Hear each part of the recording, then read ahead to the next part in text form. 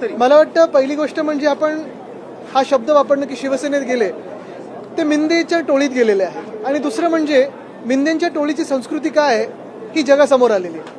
आत्ताच आपल्याकडून ऐकलं की एका पळकुटे खासदारांनी ज्यांनी सगळ्यांनाच धमकी देणं सुरू केलंय, स्वप्नात पण आता इकडे तिकडे धमकी देत असेल, त्यांनी प्रेसवाल्यांना धमकी दिली, शिवीगाळ केली. पण मला एक सांगा, सकाळी केली, रात्री केली, कधी केली आहे? म्हणजे नाही म्हणजे ते मूडमधून कुठच्या बाहेर आलेत नाही आलेत हे आहे.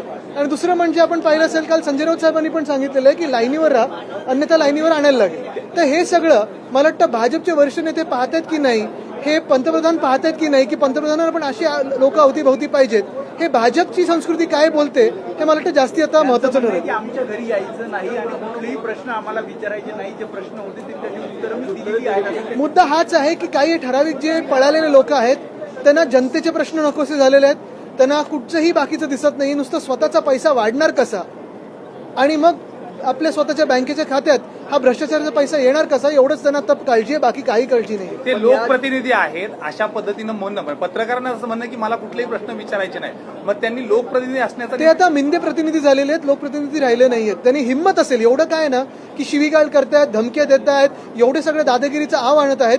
मी एवढंच विचारत आहे, थोडी जरी हिंमत आणि लाज असेल ना तर आज खासदारकीचा राजीनामा द्यावा आणि निवडणुका भाजपच्या चेहऱ्यावर किंवा मिंदेंच्या चेहऱ्यावर लढून दाखवा. एवढं दाखवा. म्हणजे प्रेसला शिवीगाळ करतात, लोकांना धमके देतात, कार्यकर्त्यांना धमके देतात, हे सगळं एका बाजूला.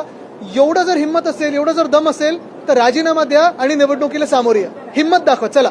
पण याआधी पण त्यांनी म्हणलं होतं की बॉम्बने उडवून टाकू घराचा. म्हणून तर सांगतो, या फालतूच्या गोष्टी करण्यापेक्षा त्यांनी निवडणुकीला सामोरे यावं.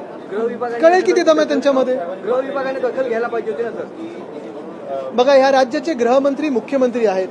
आता ते कुठपर्यंत त्यांच्या कर्तव्याचं पालन करतात हे आपल्याला कळेल, की राजकारणात ते पण खेचले गेलेत, की त्यांचे हात बांधले गेलेत हे पण कळेल. याला लागूनच या सगळ्या खासदारांना Y+ दर्जाची सुरक्षा व्यवस्था आहे. Y+ दर्जाची सुरक्षा व्यवस्थेमध्ये पत्रकारांना धमकवणं, शिवीगाळ करणं, या सगळ्या म्हणजे त्यांना सुरक्षा आहे, पण इतरांचं काय, हेच तर आम्ही विचारत आहोत. आणि ही सुरक्षा मग कशासाठी दिली, कोणासाठी दिली? म्हणजे लोक यांच्यापासून सुरक्षित राहावे की ह्यांना लोकांपासून धोका आहे, हे देखील आपण पहा. सर याला लागूनच खरं तर संजय दिनाबद्दल यापूर्वी देखील पूर्ण गॉसिप होत्या, ते तुमच्यासोबत राहतील न राहतील, तरी देखील ठाकरे परिवाराने त्यांच्यावर विश्वास टाकला.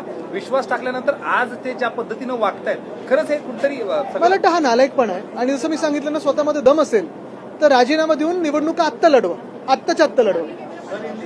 पासपोर्ट नागरिकता का आधार नहीं रहेगा, केंद्र सरकार द्वारा ये स्पष्ट कर दिया गया है. तो अभी कौन सा नागरिकता का आधार रहेगा ये हमें बताए, क्योंकि पहले बताया आधार कार्ड ये नागरिकता का आधार नहीं है, फिर अभी पासपोर्ट नहीं है, फिर अभी ये नहीं है, अभी वो नहीं है, अभी चुनाव कार्ड नहीं है.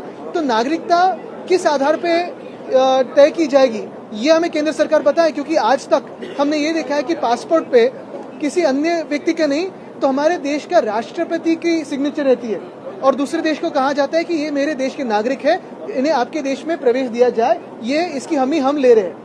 प्रेसिडेंट ऑफ इंडिया की सिग्नेचर है.